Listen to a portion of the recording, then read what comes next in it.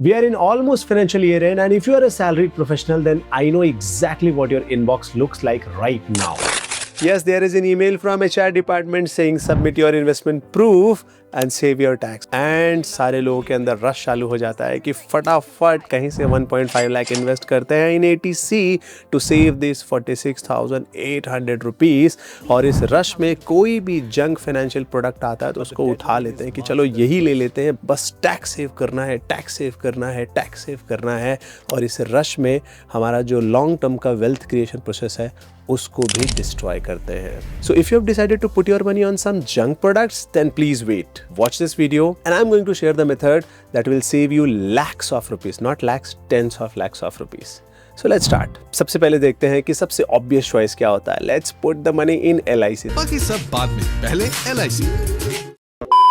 सबसे obvious choice होता है हमारे कोई ना कोई अंकल रिलेटिव्स होते हैं जो लगता है कि चलो इनसे LIC ही ले लेते हैं और हमारा टैक्स बच जाएगा। तो अगर आप LIC से बच गए तो फिर आते हैं ULIP plan, endowment plan and दुनिया भर के प्लान जिसमें हम 15 से 20 साल के लिए पैसा लॉक इन कर देते हैं।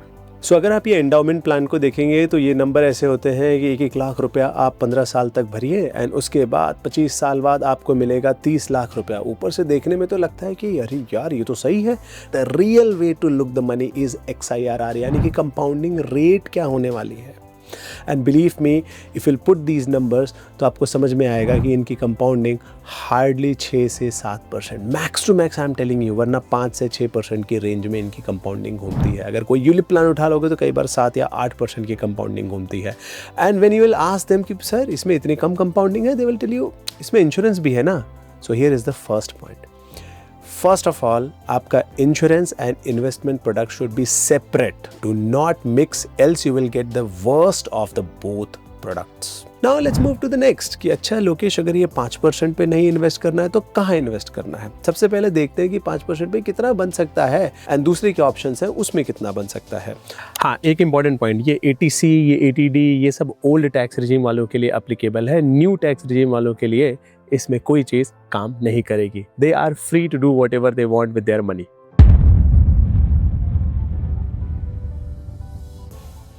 So if will see the data you will find out कि LIC में ज़्यादा 5 से 6% मिलता है, उससे ज़्यादा मिलता नहीं है। अगर आप 1.5 लाख रुपया सालाना डालते जाते हैं अगले 15 साल के लिए, क्योंकि अगले 15-20 साल की लॉक इन होती है, मान लो अगर आप 1.5 लाख रुपये इसमें डालते जाते हैं तो 15 साल के बाद आपका जो टोटल अमाउंट होगा वो होगा 33,98,000 एंड टोटल इन्वेस्टेड आपका अमाउंट कितना होगा 22,50,000। एंड 15 साल बाद जब आप इस पैसे को निकालते हो, बाय द वे 15 साल बाद वो निकालने नहीं देते हैं, वो बोलते हैं कि 15 साल तक भरिए, 20 साल में निकालेंगे। बट लेट्स से अगर आप निकाल पाते हो तो टोटल प्रॉफिट हुआ 11,48,000 का, यानी लगभग 11.5 लाख का। एंड ऑफ कोर्स इस प्रॉफिट पे कोई टैक्स नहीं आएगा टोटल लेवल पे, तो आपको मनी इन हैंड 33,98,000 एंड लगभग 34 लाख मिल जाएगा। बहुत बार देखने में ये लगता है कि यार ये तो बहुत बढ़िया है, but there is a one more option and that option is PPF। कि अगर आपको सेफ्टी चाहिए कि लोकेश मुझे प्योर सेफ्टी चाहिए एंड मैं 15 साल लॉक इन करने को तैयार हूं, then you can opt in for PPF। PPF में कितना रिटर्न है? Fixed, surety 7.1%। अब अगर आप इसमें इन्वेस्ट करते हो 1.5 लाख रुपया पर ईयर डालते जाते हो तो यही पैसा आपका हो जाएगा 40,68,000 रुपया। यानी आप इन दोनों में डिफरेंस देख सकते हो, सीधा सीधा लगभग 6 लाख का, 6 से 7 लाख का डिफरेंस है।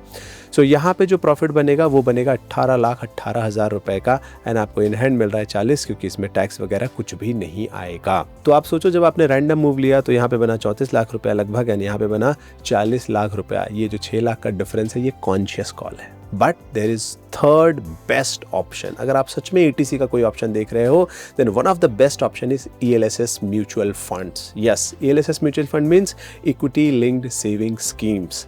इक्विटी लिंक्ड सेविंग स्कीम में लास्ट 10 ईयर का जरा ट्रैक रिकॉर्ड देखते हैं कि कितना रिटर्न बन सकता है।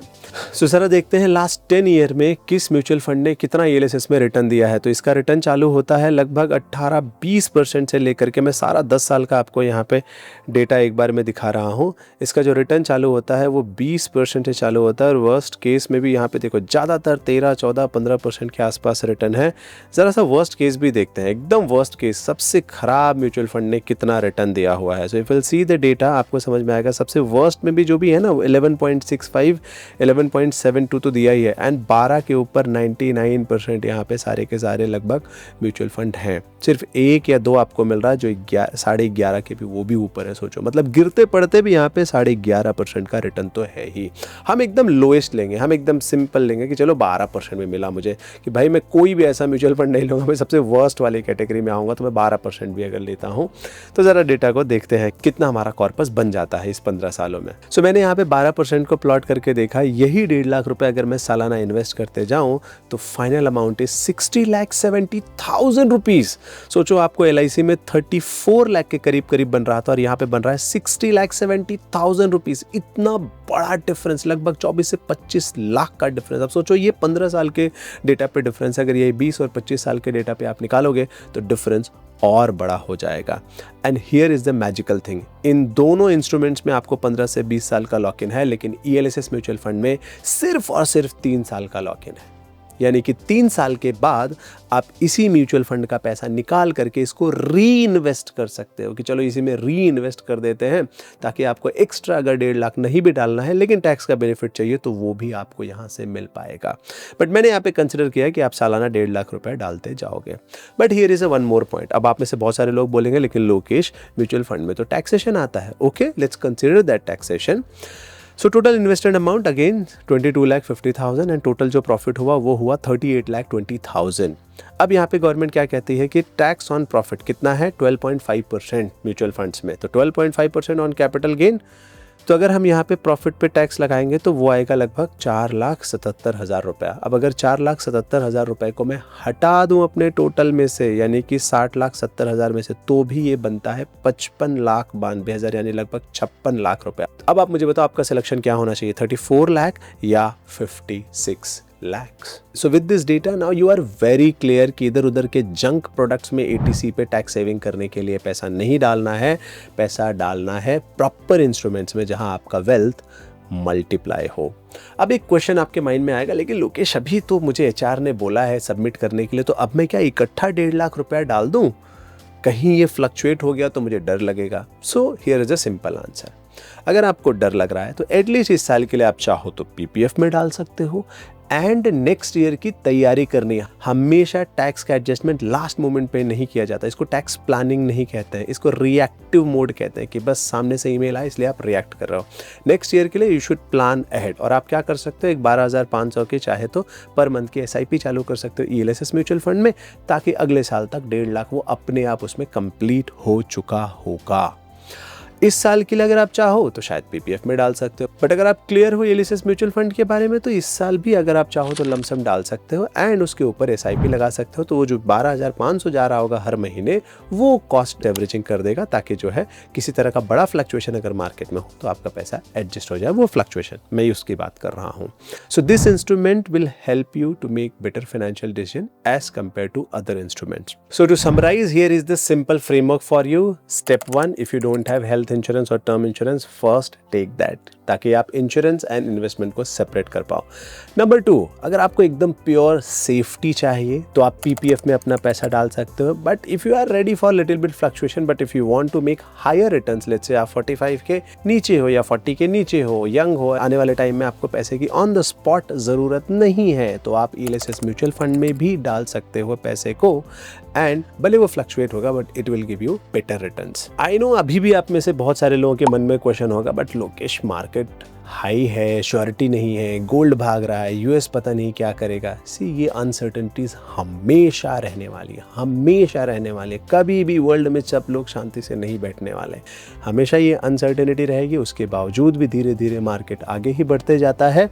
सो आप इन अनसर्टेनिटी को थोड़ा सा साइड रख करके अगर आप झेल सकते हैं fluctuation, believe me you can opt in for ELSS mutual fund, and उसके ऊपर जो आप SIP भी लगा देंगे अगले साल की प्लानिंग के लिए, तो उससे रुपी कॉस्ट एवरेजिंग भी आपकी हो जाएगी। सो वो आपकी घबराहट को थोड़ा कम कर देगा। And here is my final comment, it's okay to pay little tax. ऐसा नहीं होना चाहिए कि आप इस 46,000 रुपीज के टैक्स को बचाने के चक्कर में अपने पैसे को आप किसी जंक फाइनेंशियल प्रोडक्ट में डालें। ऐसा बिल्कुल भी नहीं करना। आई हैव सीन पीपल कि सर HRA का बेनिफिट मिल रहा है इसलिए मैं बड़ा सा घर ही ले लेता हूं, and then they get stuck, life time के लिए वो स्टक हो जाता है। ऐसा नहीं करना है। टैक्स प्लानिंग प्रॉपर तरीके से करनी है, and rest you can discuss with your financial advisor और your CA, he will help you definitely. Definitely. So I hope इस वीडियो से आपको सीखने मिला होगा। This video was purely for knowledge purpose, education purpose. अगर आपका कुछ थॉट है, क्वेश्चन है, व्यू है, तो please do write in comment segment. बाकी मिलते हैं नेक्स्ट वीडियो में। Thank you so much, bye and Jai Hind.